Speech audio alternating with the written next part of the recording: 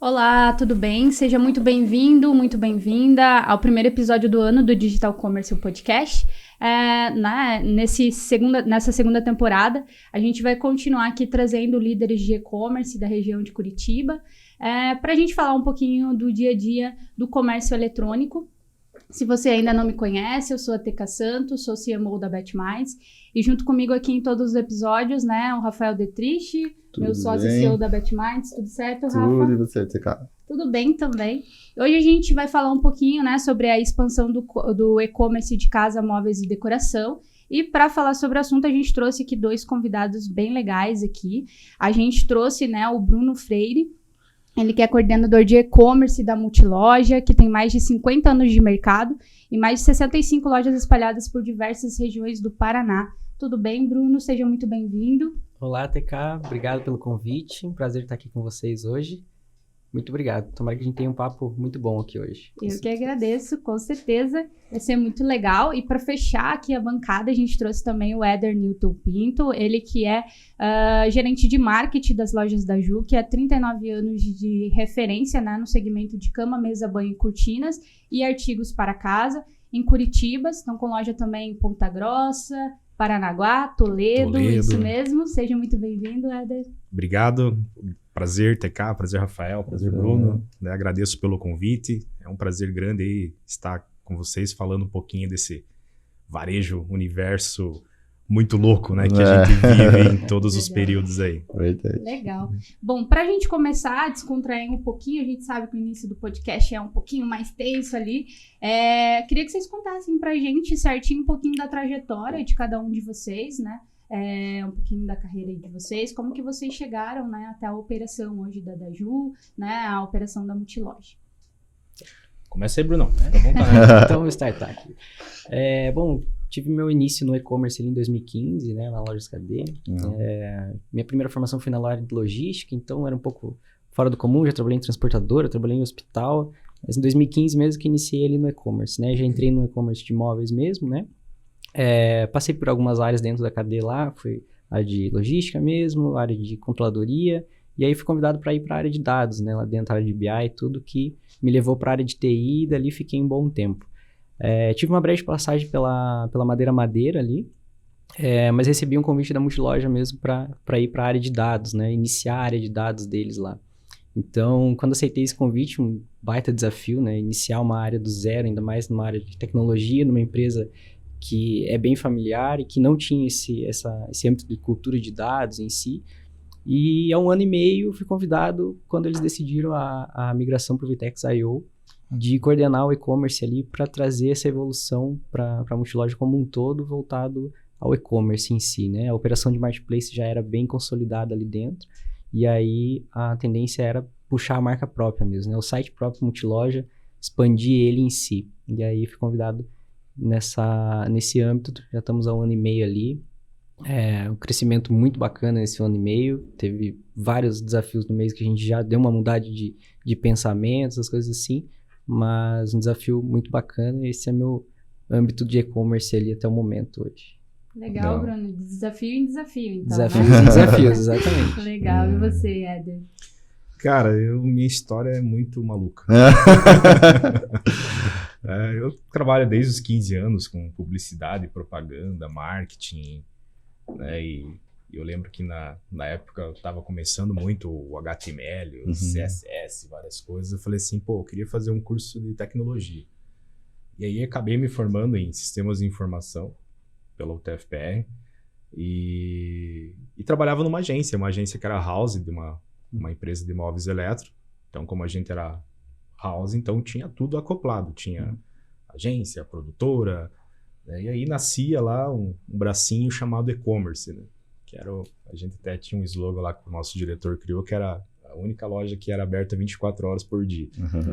E era o momento que era. Então era a época do auge, era a época que a gente mandava pintar na faixa, bota aí, única loja aberta 24 horas por dia, que era o início realmente da venda digital. E dentro dessa agência, dentro dessa house, eu fui trabalhando muito na área de criação, assumia a gerência, fui gerente de marketing das lojas MM, fui gerente regional, vendas, fui inteligência de dados numa outra empresa. Então, é um universo que... Eu estava tendo uma entrevista com uma empresa lá, uma fornecedora, e eu conversando com o cara, ele falou assim, cara, você já leu o livro Por que generalistas vencem no mundo especialistas? Eu falei, não, cara. Ele falou, cara, eu vejo que é a sua história.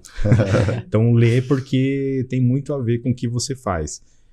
E aí, né, o e-commerce propriamente dito foi algo que eu sempre trabalhei muito como modelo agência, desenvolvendo peças, desenvolvendo os layouts criativos, tendo contato com o pessoal de performance, tendo isso. Até que o ano retrasado, né, foi em 2020, na pandemia propriamente dito, trabalhava em uma empresa de materiais de construção e nós implantamos lá o primeiro e-commerce da rede, né? Então, era uma empresa que ainda não tinha esse aspecto, então a gente começou realmente lá implantando o e-commerce. E aí, essa experiência passada com essa agora, né, nos trouxe até a Daju, né, que é um momento onde eu estou lá como gerente de marketing. Então, a gente tem um departamento de digital dentro da empresa, né, que está sendo consolidado e construído cada vez mais, onde a gente quer acelerar cada vez mais as vendas digitais aí. Então, é muito maluco que eu joguei em várias posições. É legal, eu vejo muito isso, né, com gerentes, diretores de e-commerce, e é muito essa pegada, né, a galera fez um pouco de tudo para poder conseguir, né, trabalhar no e-commerce, porque o e-commerce eu acho que não é só a parte de marketing, né, ela tem um pé na logística, tem, né, um pé em cada setor ali, né, do atendimento comercial e tudo mais. Acho bem legal. Contem pra gente, então, um pouquinho como que é dividido o time de vocês hoje, né, se tá com a parte de marketing ali, como que tá a parte do teu e-commerce também, é inserido, né, vocês estão nos marketplaces também, conta um pouquinho pra gente da equipe de vocês ali, o dia a dia. Então, a nossa equipe voltada ao e-commerce mesmo, parte comercial, que toca todo o negócio, ela é bem reduzida hoje até assim, né. A galera do comercial do marketplace são 4 pessoas só. Mas por trás tem, claro, um back ali bem grande perante os marketplaces. A gente tem bastante key accounts que nos ajudam, tudo em cada canal. Hoje, para o site próprio, a gente internalizou o marketing, né? A gente tem um coordenador de marketing que ele vai cuidar sempre dessa parte geral, né? Da marca multiloja perante loja física e site também. Então, a gente tem a agência que daí faz toda a parte criativa, toda a parte de mídia para nós ali. E internamente a gente cuida da performance mesmo e algumas coisas de mídia também, com KVs aberto, tudo. Então, a gente tem esse profissional ali dentro que faz daí toda a parte do digital para nós. Tem mais uma pessoa de comercial daí totalmente dedicada ao site próprio, né? Então, fica ali sempre em contato com compradores, os fornecedores, etc., que ajuda ali a gente dar essa boa movimentada, mas o âmbito dos marketplaces mesmo é o que traz o movimento pra gente sempre estar baseado como é que tá o mercado, né? Então, isso nos ajuda muito ali. Então, fechando esse time ali de 6 profissionais praticamente, aí mais eu dando esse apoio meio geral ali, a gente consegue dar uma tocada bem bacana na parte do operacional ali. Aí fora a parte do atendimento, que a gente já tá com 30 pessoas lá na parte do saque, atendimento, logística, tudo. Mais a galera do CD lá de São Paulo, CD aqui do Paraná. Então fecha ali basicamente umas 100 e poucas pessoas que estão envolvidas na operação do e-commerce diretamente, né? Pegando desde a parte comercial, logística, atendimento ali. Basicamente essa é a nossa equipe hoje que a gente faz fluir o e-commerce da multiloja lá. Legal. E você, Éder? Então, hoje nós temos aproximadamente 30 pessoas no marketing hoje, que trabalham lá na Daju. Então, boa parte desse time é focado a desenvolver os conteúdos online, as peças online. Né? Temos aí o pessoal de performance também. Temos agora um novo gerente de digital, né? Que acabou de chegar aqui dentro da empresa, onde a gente dividiu realmente os marketings, digamos, tradicional com o digital para a gente poder ter um foco muito grande, né? Então, nós fazemos todos os materiais dentro de casa, temos a equipe de criação, de desdobramento, temos uma agência de publicidade também que nos dá a ideia criativa, né? A essência da campanha, né? Todo mundo vê Daju aí por todos os cantos de Curitiba, então a gente sempre faz muito essa visão e aí a gente desdobra tudo dentro da empresa. E aí, através também da parte de marketing, e aí a parte do e-commerce propriamente dito, a gente tem uma operação à parte do marketing, né? Então, onde o pessoal está subindo produto, cadastrando, vendo preço, vendo gestão comercial, entrega, logística. Então, a gente faz esse casamento a várias mãos para poder ter todo esse foco e estrutura, né? Para a gente poder realmente explorar, ampliar, e é um dos projetos aí que a Daju tem muito forte para os próximos anos, esse aumento da venda do digital, né? Então é algo que a gente está bem mapeado para esse boom. Legal, eu acho que vale ressaltar também no varejo que também existe toda uma estrutura da empresa por trás, né? Tipo, todas essas empresas de varejo, putz, né? Pode ter compras gigante, tem, né, comercial, tem tudo que acaba sendo também respaldo, porque o e-commerce, na minha visão, é um canal, né? Principalmente para um varejo, né? Não necessariamente é uma operação só focada ali, né? Tipo, é um canal de vendas, assim como uma loja é e tudo mais. E tudo acaba se complementando. Aí eu queria falar um dos principais aqui, calcanhares de Aquiles, acho que de todo e-commerce, que é o atendimento e suporte. Eu acho que evoluiu muito nos últimos anos. Eu venho dos e-commerce dos primórdios, sei lá, com o Netshoes, estava começando lá, hoje trabalhava com e-commerce. E, né, evoluiu muito, mas creio que, né, um dos principais setores que são reclamados, né, na parte de atendimento é materiais de construção, móveis, decoração, justamente pela complexibilidade de entrega e logística. Eu queria saber como que é lá na operação de vocês, se é um problema, principalmente a pandemia, né, bombou, e hoje a gente também tem canais muito mais, tipo, que tem uma conexão muito mais rápida, por exemplo, o WhatsApp e tal, grandes varejistas já adotam, não são todos, mas é um canal que o cliente quer muito. E eu queria saber como vocês estão lidando, quais os problemas vocês enfrentam lá no dia a dia hoje. Sim. Da parte da multiloja lá, a questão do atendimento antes era terceiro. Ficava numa plataforma que faz a integração com os marketplaces conosco. Mas a gente via um gap muito grande de informações ali no meio desse caminho, né? Então, há 3 anos já, um pouquinho antes da pandemia, foi internalizado o saque, né? Então, foi trazido todo mundo para dentro de casa, para a gente encurtar esse caminho, principalmente daí a operação era muito foco nos marketplaces, né? Então, a gente precisava ter uma comunicação muito rápida, questão de notas, tudo que afeta muito com eles lá. E isso ajudou demais, assim, porque daí encurtou muito esse caminho. Temos equipes do saque mesmo separadas no ICDs, então eles dão esse apoio junto com a logística lá para ter a comunicação mais rápida possível, né? Tem parte dentro da matriz, tem parte daí separadinha, tudo nos seus âmbitos ali, para poder fluir essa informação, e isso melhorou muito, né? A questão de notas, reclame aqui, tudo que envolve essa questão de visibilidade da marca multiloja perante os marketplaces e perante a marca mesmo, melhorou muito depois que o saque foi internalizado. Então hoje, diretamente, são 30 pessoas praticamente ali no saque que dão esse apoio pra gente e fez melhorar muito a operação nesses 3 últimos anos ali. A gente consegue vir operando muito bem e segurando bem essa ponta ali nesse sentido. Legal, fizeram então a escolha na hora certa. Foi perfeita. O time... exatamente. É igual a questão do CD. Tipo, foi o time perfeito. Foi o time perfeito antes da pandemia, porque realmente seria muito complicado passar a pandemia e o boom que teve de vendas no meio da pandemia sem o saque internalizado ali. Nossa, seria bem caótico até o cenário se a gente fosse ver assim. Até hoje não me recordo de ter trabalhado em um que terceirizava o atendimento. Acho que meio acaba sendo core, assim. Mas imagino que para vocês lá, como mais tradicional, foi uma boa saída inicial. Sim, exatamente. Porque o e-commerce começou ali nesse âmbito. E como a integradora já oferecia esse serviço, a gente falou, que dera mais pro marketplace. Exatamente. Né? Não, então a gente faz a ponte. Não, então beleza, então fazer a ponte, beleza. Mas daí começou a aparecer os gargalos. E aí quando é o Gabriel Marque, que hoje é nosso diretor, que tinha assumido o e-commerce na época, falou, vamos trazer aqui pra dentro pra gente poder melhorar essas coisas aqui. Realmente deu muito certo essa jogada. Show. Nós também temos o nosso saque, né, interno dentro da nossa empresa, então a gente chama até de SAD, né, que é o atendimento da Ju, então tem os próprios pontos lá. E até esse ano, né, o ano passado nós fomos indicados aí pelo Reclame Aqui, então tivemos lá como finalistas também, então a gente sempre preserva muito essa questão do atendimento.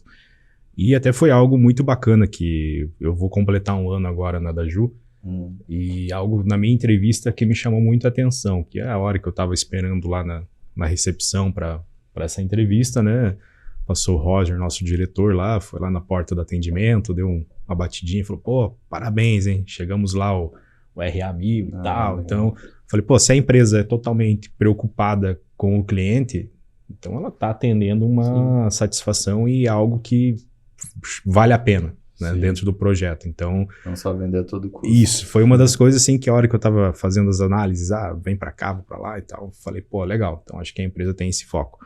Então, a gente tem um atendimento realmente que preza muito pelo cliente, então a gente tem esse acompanhamento através de reuniões semanais, onde a gente mostra indicador, NPS, várias coisas, justamente para dar essa qualidade para o cliente. Que eu acredito muito, né, dentro dessas visões que eu tive, tipo, fui regional, fui comercial, fui vendas, e era muito interessante quando você pula o marketing para o ponto de venda. Porque quando você dá no marketing, às vezes as coisas elas são fabulosas. São lúdicas. Mas o ponto de venda, cara, ali o bicho pega. E aí essa questão, principalmente da omnicanalidade, que é o maior desafio, né? O omnichannel, como que eu consigo ter a mesma, né? Tirar o atrito lá do online para a loja física, né? Então, e aí às vezes acaba tendo uma reclamação lá que no online tá tudo ok, mas no físico, é a mesma marca. Sim, então ninguém consegue diferir, tipo, né? Vamos pegar da Ju online e da Ju física, loja online. Nem deveria existir, se existe. Existe uma falsa conconcorrência, né? Que o povo pensa às vezes, né? Tipo... E daí nas lojas físicas, daí se um cliente vai lá reclamar, vocês conseguem, lá quem tá na loja física consegue tratar normalmente, assim. Daí não tem fica único.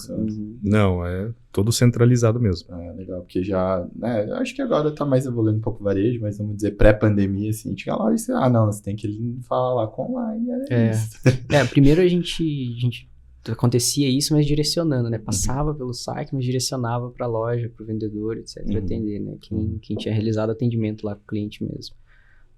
Depois disso, a gente vem trazendo ferramentas, né? Para unir tudo isso, e principalmente o WhatsApp, né?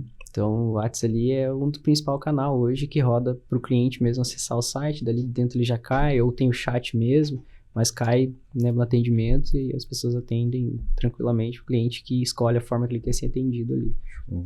Legal, é bem isso, né? A gente fala muito do cliente no centro, mas fica muito na teoria, né? Que na prática a gente acaba esquecendo um pouquinho.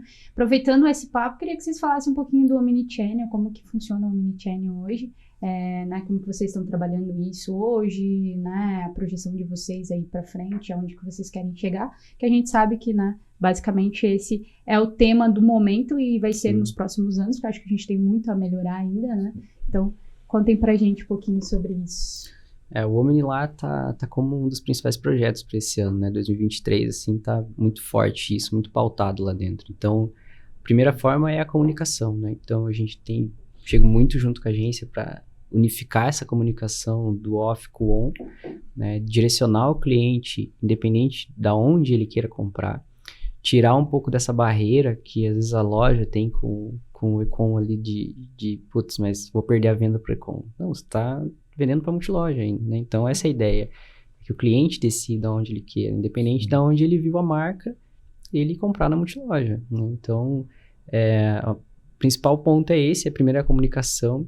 Depois tem a parte comercial, claro que é complicado às vezes replicar preços de e-com em loja física, né? Então, até onde que vai esse equilíbrio para conseguir fazer rodar a operação como um todo saudável, né? Com esse âmbito que o cliente que decida onde que ele queira comprar, né? Então, estão sendo desenhadas várias partes desse projeto nesse ano para que a gente consiga atingir esse objetivo de virar mesmo totalmente Omni ali para o ano que vem, no máximo. Ali a gente está conseguindo operar da melhor forma possível. Legal, mas hoje vocês já têm disponível de compra e retira, coisas do gênero? O compra e retira ele tá para entrar já, a gente já fez todos os testes que teria que fazer, já tá bem escopado, bem prontinho para entrar. E a parte de campanhas daí que a gente já tá soltando algumas campanhas que já que daí já rodam juntas, né? Então tudo que vai para anúncio de TV já tá refletindo no site, as coisas que saem em mídias sociais também já estão refletindo em loja. Então, esses âmbitos a gente já está startando, né, para que o cliente comece a sentir que, poxa, se eu vejo no site, posso ir na loja, se eu vejo na loja, eu posso comprar no site também. As coisas equilibradas ali para a gente conseguir fluir. Legal, porque hoje o varejo e os principais que a gente tem trabalhado, em torno de 15%, 20% da venda bruta do e-commerce sai retida na loja, então dá para ter um bom ganho. Apesar que o de vocês também tem um pouquinho complicado, né? Exatamente. Porque também como você vai tirar lá um guarda-roupa no dia, assim. Sim, né? Só que se analisar, o próprio cliente de departamento está acostumado a ir comprar na loja e não levar o produto, né? Porque muita coisa para entrega. Muita coisa para entrega. A grande maioria de imóveis é entrega, né? é pouca coisa que sai da loja mesmo, assim, são as coisas um pouco menores, né? Celular, os portáteis, né?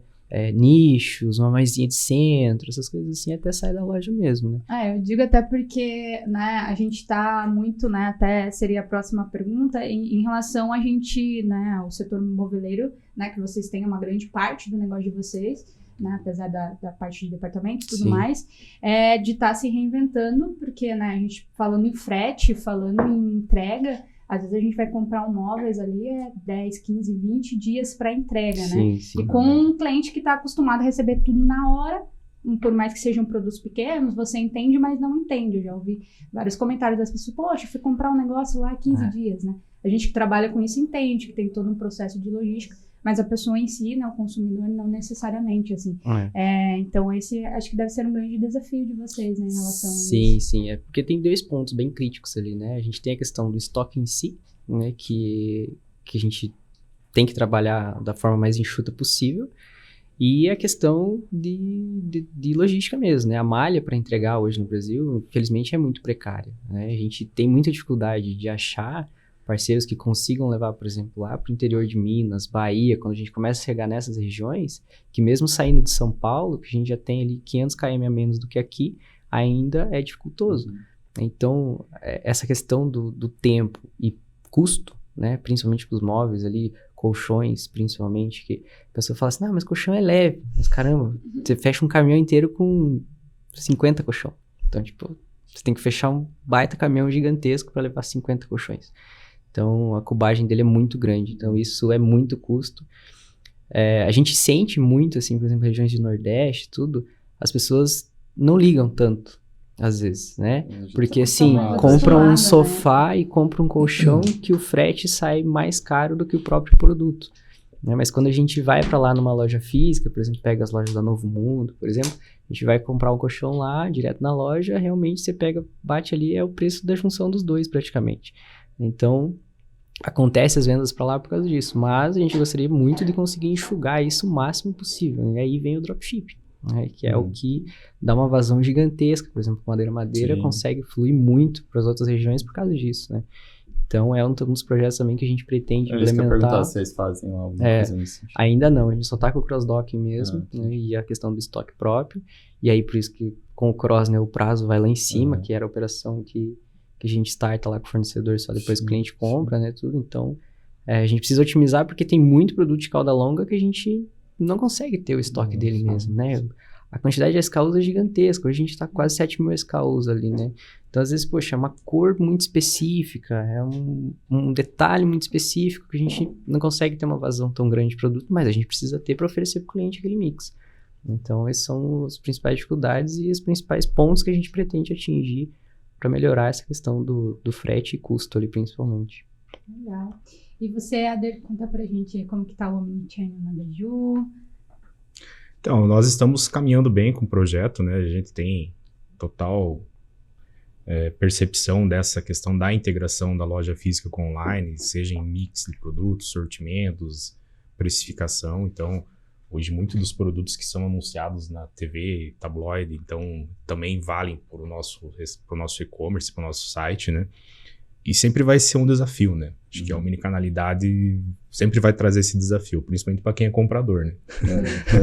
Que é de lá que vem o maior problema, né? Que é como que ele vai conseguir conciliar a margem, como que ele vai conseguir conciliar a rentabilidade, como que ele vai conseguir conciliar toda essa questão do resultado propriamente dito, né?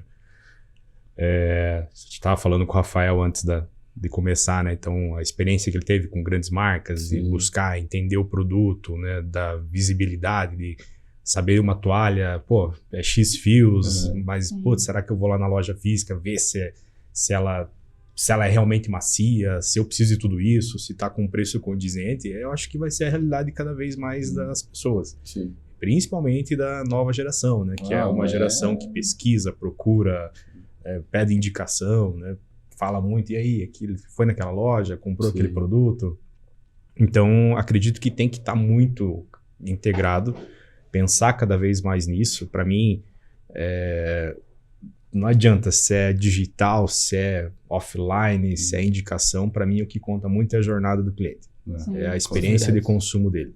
Isso que o Éder falou, tipo, a questão do tato do cliente com o produto, né? Nos móveis também acontece muito. Sim, demais. Né? Eu até... sofá... Eu quando entrei na loja SKD, só te cortando porque antes, eu estranhava como que vende guarda-roupa online. Isso é doido, tipo... Exatamente, é maluco, cara. E daí eles, né, me falaram de faturamento, vou entrar nesse lugar aí pra aprender. Sim, cara, exatamente. E, tipo, daí depois que eu pensei assim, agora você vende guarda-roupa, você vende qualquer coisa. Exatamente. O guarda-roupa, o sofá, né, que é muita questão, colchão, a questão do conforto em si. Putz, como é que eu vou conseguir transmitir pro cliente isso, né, via online? Pro cara sentir que aquele sofá é bom, beleza, a gente tem as medidas, né, tudo, o cara consegue medir lá na casa dele e tal, mas e realmente o sentir o produto ali, né? Sim. É verdade, sentir... o colchão você tem que deitar no colchão pra você ver se... Exatamente. Né? Mas te falar que eu né, tava contando isso pra vocês, comprei, né, um móvel esses tempos aí, me faz muita falta ir no físico e não ter as medidas, não ter o tamanho, não ter todas as especificações pra daí eu pensar na minha casa como que vai ficar. Acho que aí é o grande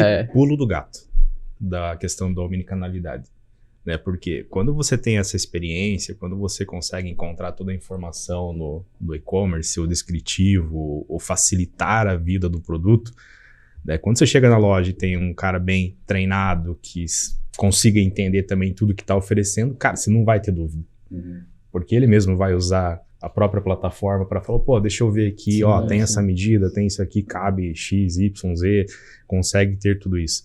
Então, acho que esse é o maior desafio, né? Integrar tudo. Não é nem só na questão de performance, o anúncio, mas, cara, como que todo mundo fala a mesma linguagem, né? Como que a loja física vai entender o que o cliente busca, né? Hoje é muito simples, então para você fazer uma pesquisa de preço tem Bacudo, tem Nota Paraná, tem várias coisas que você pode ir lá, né? O dia que eu estava no lançamento da Nota Paraná, eu fui convidado, estava aqui no Palácio e falei assim, cara, desafiador agora, hein? Porque é muito fácil, simples, né? Você lê um QR Code e saber a X metro quanto está aquele produto, ou saber a X distância quanto você pode fazer. E no momento de conveniência ou no momento de uma educação financeira, orçamento apertado, todo mundo vai buscar isso. Né? Você falou que conhece o Léo, né? O Léo, ontem estava falando sobre um determinado assunto, o cara falou lá, custa R$30. Ele nem é pau, é muito dinheiro. Então, estão falando de uma economia de alguém que busca ter essa informação. O consumidor, né, pós-pandemia, ele tá muito nisso, né, muito regrado em pesquisa, né, porque a gente tem muita opção, né, se a gente pensar antes, a gente não tinha isso, na verdade, a gente até tinha, mas a gente tinha meio preguiça e tal. O costume era diferente, né? Agora começou a ser cultural, você sair, pesquisar, olhar no Google, né, entrar na loja e tal, até um case que eu acho legal, que é o da Eletrorastro, né, que eles colocaram o QR Code lá, então você entra na loja lá, você vê, coloca o QR Code, você já tem também as especificações do produto ali, então é algo interessante também, mas é isso, bem legal essa visão. E né, pensando nesse crescimento que teve na pandemia, né, vocês são uma loja de departamento, vocês também lá tem mix de categorias e tal, o que mais acelerou, assim, o que vocês também viram em dificuldade, né, lojas às vezes foram fechadas e tal, né, os produtos da Ju, tipo, né, que a gente tava falando do toque, como que daí compra, como que faz, né, a multiloja também, tipo, tem coisa que a pessoa quer ver, o que mais cresceu, assim, em termos de categoria e que realmente vocês viram mudar o comportamento, assim, nesse período, nesses últimos 2 anos e meio? Nesses últimos 2 anos a questão dos móveis, claro, disparou, né, na pandemia em si, e eletro também disparou muito, né, a questão de conforto para casa como um todo, né. Eu acho que daí puxa muita coisa junto, né, com vocês lá na da Ju. E as que mais caíram foram a questão de lazer, né? Tipo, a gente tinha tendas, tinha bicicleta, essas linhas deram uma boa caída nesse período. Agora que elas começaram a voltar, aqui em Curitiba a gente tem muita questão da sazonalidade desse tempo, tipo assim, é muito engraçado porque uma semana de sol dispara de vender bicicleta, numa semana, na outra já para. Então, acabou o resto do ano, uma semana de sol, o resto do ano acabou então tudo. Esse ano acabou, então, porque esse ano nem teve.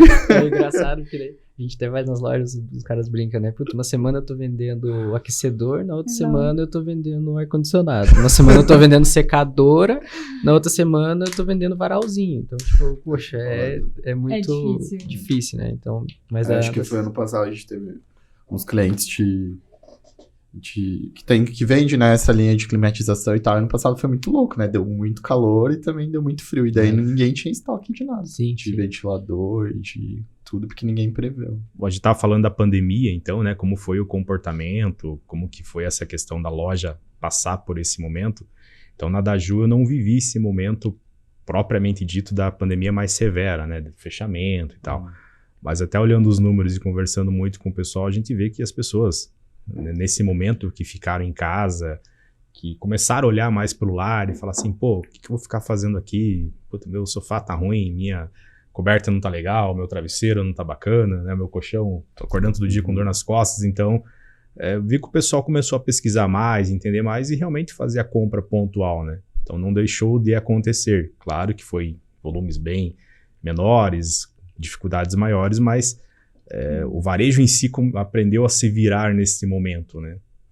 Acho que a gente ficou muito mais criativo, né? Eu lembro que eu estava na concorrente dele, de móveis elétricos, e eu lembro que de um dia para o outro a gente falou, pô, vamos fazer o WhatsApp, vamos fazer não sei o quê, vamos fazer o aplicativo bombar, vamos fazer uma virada que você via às vezes que em projeto ficava lá 1 mês, 2 meses para debater e em uma semana rodou tudo. Então, acho que isso fez com que as empresas se adaptassem, sobrevivessem nesse período, né? Eu acho que foi um período muito difícil, complexo mesmo. Mas acho que a Daju aconteceu a mesma coisa. Então, ela também se adaptou muito rápido e conseguiu, né, oferecer isso para o cliente. A gente vê que na pandemia teve 3 períodos ali, né? 3 períodos não, 3 tipos de empresas, né? Quem já tinha e-commerce, já estava rodando legal ali e conseguiu, né, ter altas taxas ali durante a pandemia. A galera que tinha o e-commerce, mas era meio que o patinho feio ali na situação e daí do nada, né, a diretoria, não, vamos investir nisso daí. E a galera que teve que correr atrás do prejuízo, né, que não conseguiu vender e que agora ainda está começando e tudo mais, né. Mas falando bem dessa parte que vocês falaram aí do Fica em Casa, a gente já até trouxe aqui uma pesquisa aqui da Olist, né, que, por exemplo, só o setor moveleiro sozinho faturou 94,4% a mais durante a pandemia, em comparação ao período anterior, né? Já a casa e decoração teve uma alta de 155% em vendas, né? E 67% em pedidos. Então, foi muito alto, né? Pensando nisso ali, acho que a pergunta vai mais ali para o Bruno, né? Como o Éder não acompanhou. Como que foi para vocês, assim, essa alta demanda, assim? Vocês estavam já meio preparados? Já estava rolando a operação? Qual, né? Das 3 empresas ali que eu falei, vocês estavam, assim? A gente estava do meio do patamar, do meio para cima, né? Porque, assim, o e-commerce já estava crescendo muito ali dentro da Multiloja. Então, isso fez com que já tivessem startado por alguns projetos, principalmente para a operação em si, né? Rodar de uma forma um pouco melhor.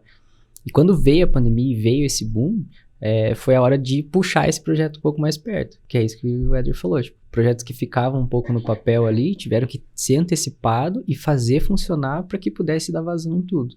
Então, a abertura do CD em São Paulo, por exemplo, foi no meio da pandemia.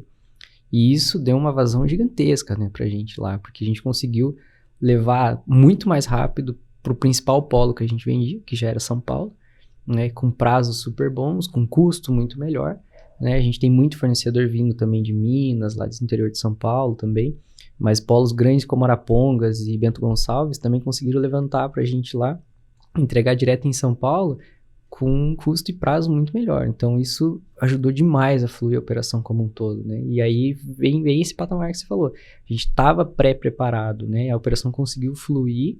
Comercialmente, também já estava muito estruturado, alinhado com alguns fornecedores grandes que a gente conseguiu trazer muito volume e que fez a operação fluir muito legal, assim. Então, esse período desses 94% ali foi muito próximo do que a gente conseguiu de 2020 para 2021, essa virada também foi muito próximo disso no crescimento que teve.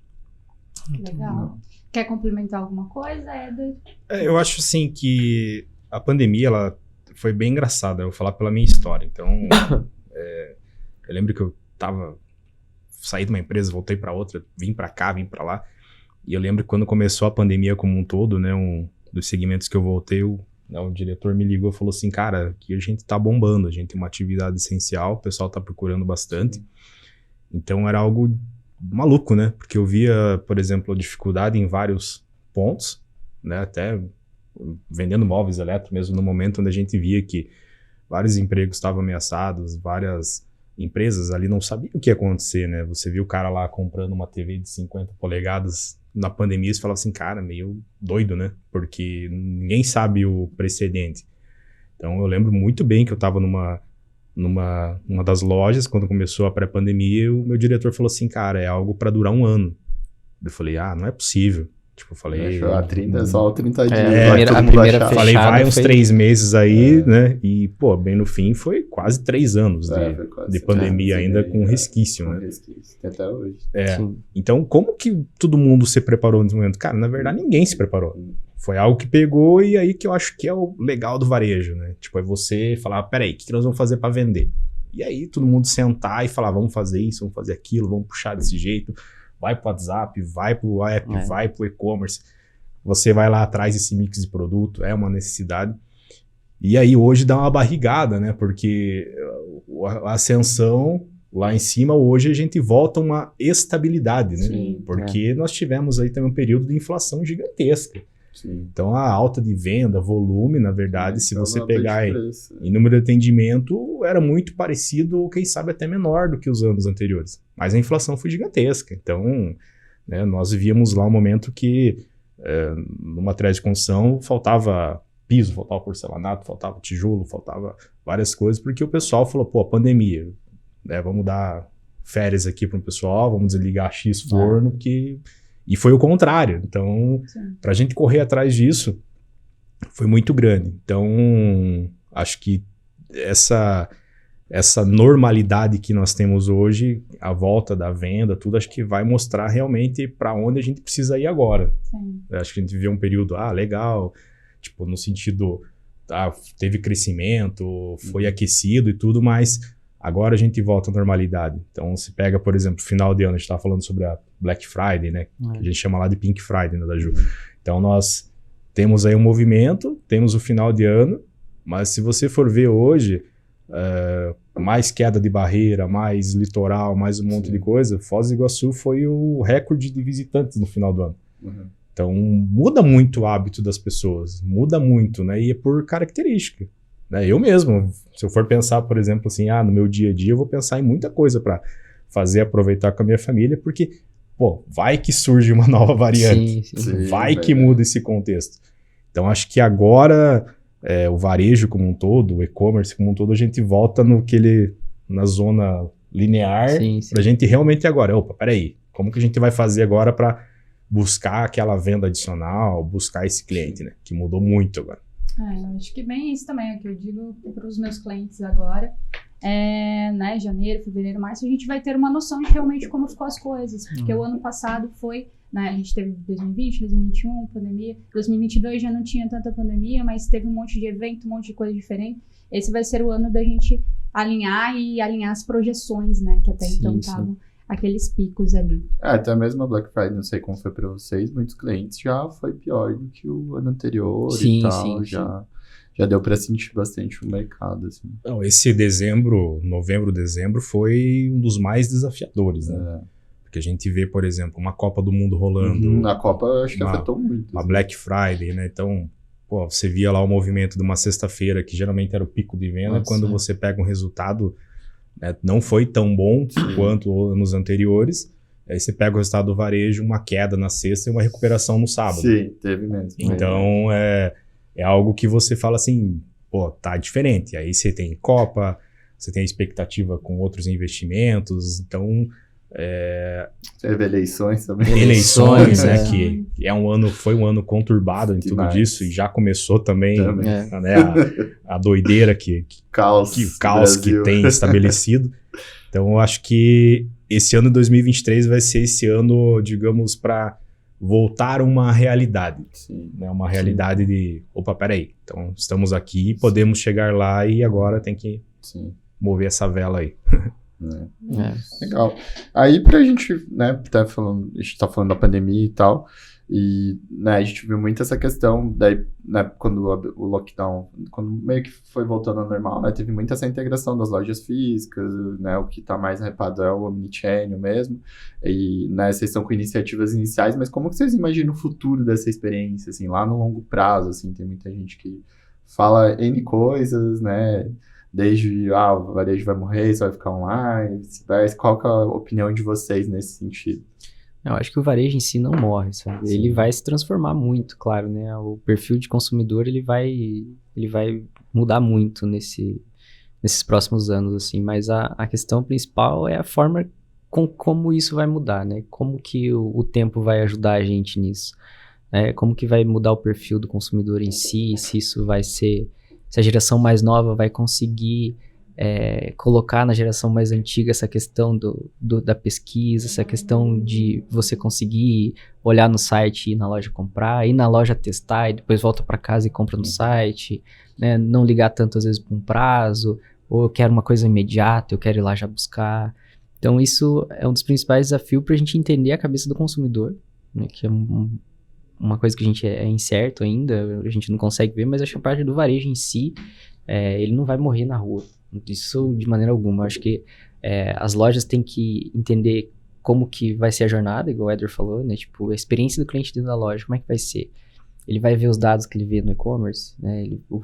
Quem está atendendo ele ali, o vendedor, o atendente, vai conseguir explicar certinho o que o cliente quer entender daquele produto, né? Então, cada vez mais a capacitação desses profissionais que vão estar lá na frente é um dos pontos que não vai deixar o varejo morrer. Isso com certeza. E a questão do online é cada vez integrar o máximo possível, né? A gente entende os desafios, questões de custo, tudo, mas uma das visões que a gente tem para o futuro é mais ou menos isso. Eu acredito muito nisso também. Por ser um pouco mais rodado, eu já vi várias vezes, não vai existir mais loja física, o online vai superar, você que tem loja física tem que desmontar, fazer em vez de X metro quadrado com X metro quadrado. Eu acho que, para mim, é tudo cíclico, né? Então, assim como a moda, o marketing, tudo é cíclico, né? Sim. Então, você vê aí... Há 10 anos atrás, E aí você começa a voltar, né? Pô, esse dia eu tava vendo a matéria lá que tá voltando o Tamagotchi, lá o bichinho virtual. Eu vi essa. Falei, pô, tipo... Né, era algo da minha infância, que tipo, eu falei, como que essa galera nova vai aprender? Eu vejo minha filha de 2 anos e 9 meses, tipo, lá no YouTube, passando, não pega celular, final de semana é dela, então já pula anúncio, já faz um monte de coisa, já faz N coisas. E eu acredito que quando ela estiver consumindo, eu não vejo não existindo, não tendo mais a loja física. Vai ter, só que ela vai chegar muito mais informada, muito mais certa do que ela quer comprar, com muito mais conhecimento, porque ela vai conseguir através de informação, através de influenciadores, através de várias mídias aí que vão ajudar ela a tomar uma decisão. Mas ela vai ter esse ponto de contato ainda, não consigo ver que isso vai deixar de existir. Agora, é claro que é um desafio muito grande para a loja física, né? Estar preparado para tudo isso. Atender na velocidade, né? Porque ela vai ser muito mais rápida, ágil e imediatista, assim como ela já é. Então, o leite dela, ela já quer no máximo 5 minutos, então tem que fazer rapidinho. Mas eu vejo que a compra dela também vai ser muito nesse sentido. Mas não vejo ela deixando de ir na loja física. Sim. Acho que isso vai acontecer. E aí tem muita questão da loja física como ponto de experimentação, degustação, ponto de encontro, né? Que é chato pra caramba, né? Vamos falar a verdade. Você chegar em algum espaço, você não encontrar o que você quer, você não achar o que você tá procurando, não ter um preço exposto. Puta, cara, isso é algo que eu, como consumidor, me irrita muito. Sim. Então, isso acho que... tem um karma disso, de chegar na loja e ver, procurar um preço, não achar, ou alguma informação sobre o produto, não achar. Produtos mesmo, né? Porque as lojas são limitadas em mix, capilaridade, né? Então, por isso que, tipo, eu odeio, eu prefiro online, porque tá tudo lá.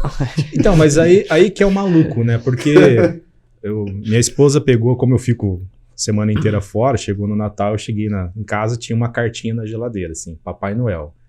Eu quero um carrinho de controle remoto rosa, um não sei o quê. Eu falei, ok.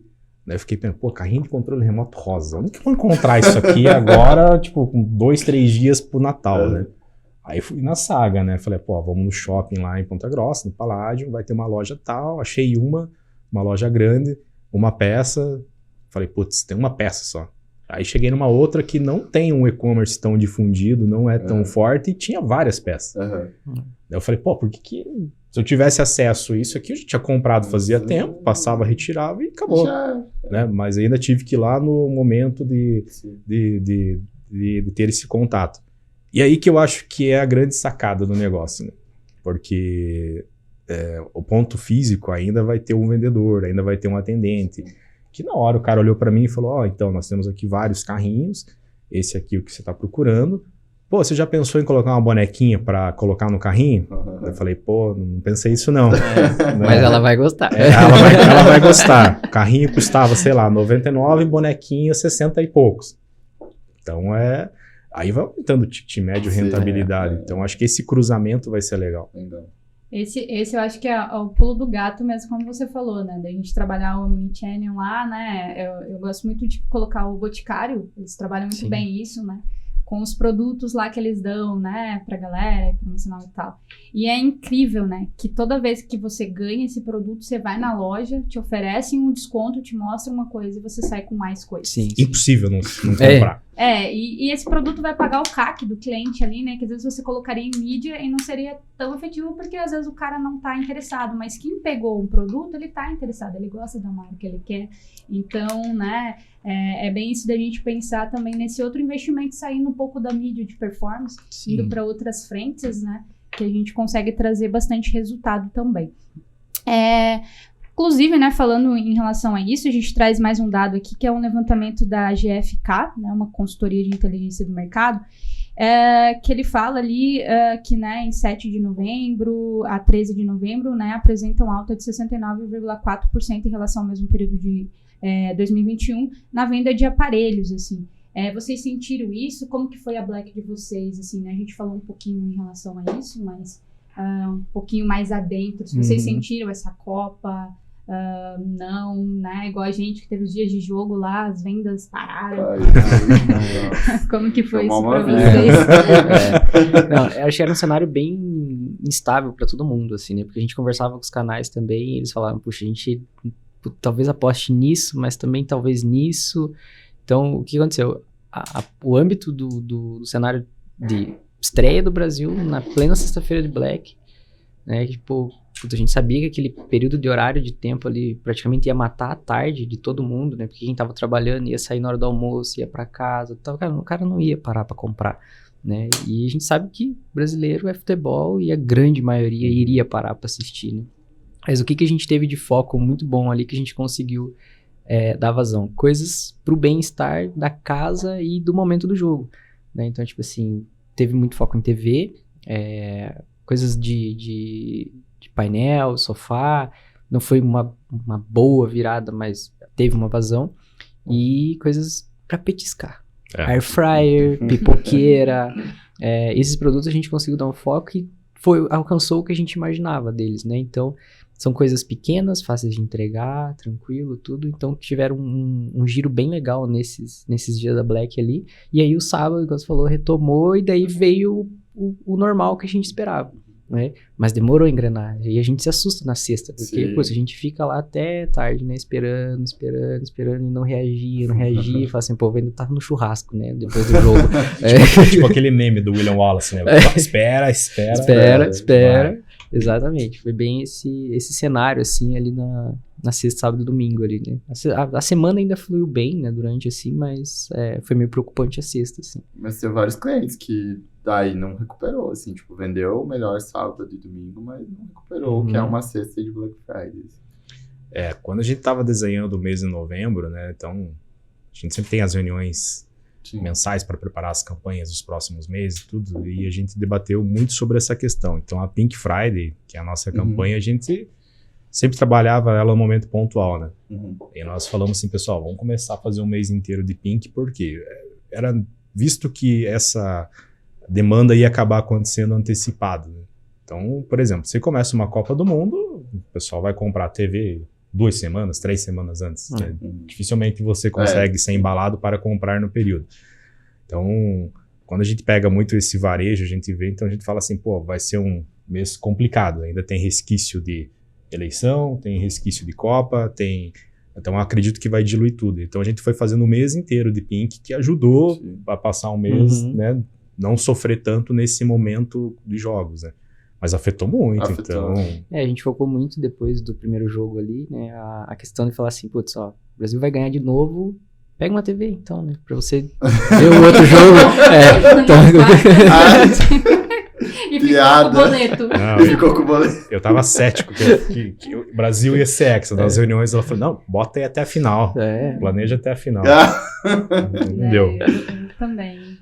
Meu Deus do céu. Mas, né, é isso, assim, acho que da maioria dos nossos clientes também a gente bateu meta, porque né, a gente focou na Black November mesmo. Assim, já vem nos últimos anos, a gente vem indicando todos os canais começaram isso. O próprio acelerado, Google né? também falou muito sobre isso esse ano. De realmente fazer Black November e fazer, tipo, muito agressivo o começo. Já a gente fez muito agressivo, assim. A Black foi só mais uma semana, assim, mas mais curioso do impacto que teve, né? Sim. Eu acho que uma das coisas, né, que muda muito, né, a Black, eu lembro quando a gente começou a implantar a Black nas lojas físicas, né, que ela era totalmente online, né? Sim, só aí eu lembro que um tempo chegou o comprador, pô, e se a gente fizesse a Black física, né? Eu falei, pô, legal, vamos pensar, né, e assim como os grandes feirões que tem da madrugada, né, as liquidações fantásticas, a gente tem um problema muito grande, né, porque a gente começa a matar muita data sazonal. Sim. Então começa a criar várias campanhas, esquenta Black, não sei o que Black, tá lá em junho, melhor que Black, melhor que... Pô, a gente acaba queimando a largada. E aí uma data que é expressiva, que nem lá no ação, né, pós-ação de graças lá nos Estados Unidos, que é a data esperada, a gente acaba tendo várias quebras durante o ano. E aí acho que a gente dilui muito essa questão daqueles impactos que a gente tinha anteriormente, que todo mundo concentra, as grandes filas, papapá. E tanto que há muito tempo, acho que uns 2, 3 anos atrás, ainda tinha datas para ser a nova Black, né? Que era setembro, Semana do Brasil. Então, Semana do Consumidor. O consumidor também é muito forte mais. Então, acho que são coisas que a gente tem que ter no calendário, mas sempre esperando na performance, né? Eu sempre brinco bastante, né? Todo mundo fala pra mim que time que tá ganhando não se mexe. Eu acho que tem que mexer. Sim, com certeza. Eu acho que... Ainda mais no time, Falei, se botar lá um jogador que vai jogar todas as partidas, o cara não vai aguentar. Tem que trocar o cara e tem que ter um outro preparado a nível dele pra poder jogar, né? Então, se ficar o mesmo, vai fazer o quê? E aí, vocês têm alguma estratégia, a gente tá meio caminhando pro final, que vocês adotaram recente aí, que fez muita diferença no digital, até mesmo na loja física, na operação aí, o que vocês recomendariam pro pessoal aí, que realmente trouxe um impacto, assim, que você falou, putz, devia ter feito isso aqui antes. Para nós lá foi a internalização da performance mesmo do site ali, nessa parte de todo o ads, tudo internalizar, isso deu uma crescente muito rápida que a gente falou, poxa, podia ter feito antes, assim, né? E a escolha da Vtex mesmo, né, lá atrás, isso foi a primeira virada em si que deu robustez, assim, pra ferramenta mesmo, pra gente ter possibilidade, um leque gigantesco de coisas para ser feitas ali dentro do site. Foi a escolha da Vtex, a gente já entrou com o I.O., né, então abre um leque maior ainda. Sim. E a internalização da parte da performance ali mesmo foi crucial, assim, pra falar assim, poxa, agora a gente trilhou um caminho certo, agora é criar robustez mesmo e aumentar essa equipe. Isso foi a principal mudança que a gente sentiu muita diferença. Legal. Eu acho que para nós é muito disso também. É muito acertar a mão nos dados, acertar a mão na informação, acertar a mão no que dá resultado, que não dá resultado, acertar a mão na escolha dos produtos. Acho que isso é fundamental para fazer uma campanha girar, para fazer, né, tem todo... eu sempre falo muito, tem todo o trabalho de brand, mas no final é o bolso que vai dizer se você compra ou não. Principalmente no varejo. Principalmente no varejo. Então, a marca pode ser amada, idolatrada, ser querida, simpática, mas peraí, puta, no meu momento cabe no meu bolso? Se couber, ok. Se não couber, puta, quando ficar barato eu volto nela. Então, acredito que quando a gente faz agora esse processo de seleção de produto, uma boa precificação, demonstração, a gente consegue ampliar cada vez mais isso, né? Que aí fecha o ciclo. Acho que o grande legado e aprendizado que a gente está tendo é como fechar sempre o ciclo, né? Como fazer um anúncio legal, um criativo legal, uma performance legal. Opa, virou venda? Ah, virou, então show. Ah, não virou? Peraí, então tem algum gap aqui que a gente precisa sanar. Pode ser que esse gap esteja no anúncio, no criativo ou até na própria ponto de venda. Então acho que é algo que a gente tem trabalhado muito lá na Daju e buscado muito é isso, como fazer essa jornada do consumidor. Como ele olhar no online, olhar no digital, ir para a loja, encontrar, buscar, e efetivamente, fechar a compra, né? E sair satisfeito. Acho que isso é fundamental. Legal. E vendo, né, vocês dois, né, como grandes varejistas e tal, e com as estratégias, mostra que, cara, realmente não é só, né, aquele hack mágico do e-commerce, aquela mídia, não, acertei no público, mas que realmente é uma operação muito robusta, muito estruturada, com times complexos mesmo, um setor de compra muito forte, né, que realmente daí faz o canal dar certo, que nem eu falei, na minha visão, o e-commerce é um canal e não necessariamente só um, né, como vendem fora, né, claro, por e-players e tudo mais. Então, acho que é outro nível, né, não é aquela mágica que todo mundo acha que existe. Não, eu lembro muito de uma das empresas que eu trabalhei, que era, né, boa parte delas foi familiar, eu lembro que foi muito bacana, assim, então, a avó dos diretores lá, que foi que fundou a empresa, junto com o vô deles e tal, e aí a gente tava numa reunião de planejamento, e BSC, KPI, várias coisas assim. E ela chegou lá para dar um oi pro pessoal, né? E aí ela chegou na sala assim, e o diretor perguntou: "E aí, vó, o que nós temos que fazer para vender mais ano que vem?" Ela parou, olhou assim: "Comprar bem, né?" Então é a essência, né? Sim, a essência. É você ter um bom produto, um preço acessível, né? Para você poder ter esse ganho. E aí a margem, tudo vai ser ganho da performance, do que você consegue enxugar, o que consegue otimizar, porque no final das contas, ainda mais no online, onde busca cada vez é mais forte, indicação cada vez é mais forte, tem que estar bem posicionado, né? Sim, sim. Legal. Pra gente fechar, a última pergunta aqui que eu tenho é uma dúvida até minha aí. Como que vocês trabalham, né, para melhorar a taxa de recompra, né? Porque a gente pensando que móveis e decoração, ainda mais que a gente está entrando agora na linha que a gente falou do normal, né? Muitas pesquisas mostram aí que normalmente a pessoa compra 1, 2 vezes por ano, no máximo. Como que vocês trabalham isso aí? Qual dica que vocês dão também para outras pessoas, né? Que tem gerentes que têm e-commerce como o de vocês? O que vocês têm feito aí para se diferenciar dos concorrentes em relação a essa taxa de recompra, que eu acho que é uma da taxa principal, né, do e-commerce. Acho que hoje o maior problema do e-commerce é ter um LTV muito baixo, né? Porque normalmente o cliente compra lá por preço uma vez e já era. Isso não fecha a conta, né? Sim. Ainda mais com o CAC alto, mídia aumentou, custos de CPM, CPC nos últimos anos drasticamente. E hoje não é mais barato anunciar na internet, não, como sempre era. Não, vai anunciar na internet que é mais barato. Hoje não é. Sim. Um dos pontos que a gente tem trabalhado muito forte ali é a questão de tendências, né? Com os fornecedores, entender como que a gente pode trazer essas tendências que estão, né, para vir e trazer o mais rápido possível para instigar o consumidor a falar assim, poxa, não dá para eu trocar já, né? Esse aqui veio mais bonito do que eu tenho hoje. Então, isso aqui é um trabalho muito complexo, né? É uma questão de desenvolvimento de produtos lá com o fornecedor. É o sentimento de trazer, talvez, aquilo que o vendedor sentiu do cara na loja física para trazer para o comprador ir lá conversar com o fornecedor, para a gente tentar estruturar um produto novo, alguma coisa assim, para trazer essa sensação do cliente querer comprar de novo, né? Então, é uma coisa muito complexa, muito robusta, e que ali no nosso âmbito mesmo é bem complexa para a gente conseguir trazer o cliente mais vezes para dentro da loja, né? Às vezes a gente consegue trazer, por exemplo, assim, o cara comprou hoje uma cama, comprou um colchão, mas amanhã a gente tenta trazer ele para pegar um eletro, né? Mas a recompra em si do móvel, realmente, ela é bem complexa por causa da durabilidade em si dele, né? E a gente não quer trazer produtos que se quebrem, né? A gente quer trazer produtos que o cliente utilize ele, claro, às vezes é no custo-benefício, etc e tal, mas que o cliente venha para renovar mesmo, não tipo assim, putz, quebrou, vou comprar outro, né? Então isso a gente parte na parte da experiência do cliente, fala assim, pô, eu não quero mais um desse aqui, ou não vou pegar mais aquela loja porque não vende coisa boa, né? Então isso é bem complexo pra gente conseguir trabalhar em cima, assim. Nós exploramos bastante as novidades, né?